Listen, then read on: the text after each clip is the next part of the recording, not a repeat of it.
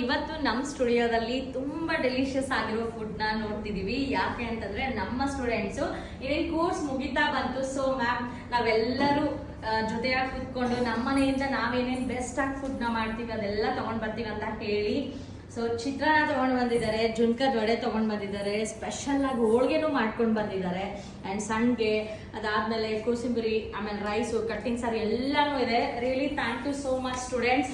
So ಅವರೆಲ್ಲರೂ ಪ್ರೀತಿಯಿಂದ ಅವ್ರವ್ರ ಮನೆಯಲ್ಲಿ ಅಷ್ಟು ಬೇಗ ಎದ್ದು ಇಷ್ಟೆಲ್ಲನೂ ಮಾಡ್ಕೊಂಡು ಬಂದಿದ್ದಾರೆ. Thank you so much. So ಇವಾಗ ಇಷ್ಟು ಡೆಲಿಷಿಯಸ್ ಆಗಿರೋ ಫುಡ್ ನ ನಮ್ಮ ಸ್ಟೂಡೆಂಟ್ಸ್ ಜೊತೆ ಸೇರಿ ಬ್ಯಾಟಿಂಗ್. ಸೊ ನೀವು ಬನ್ನಿ.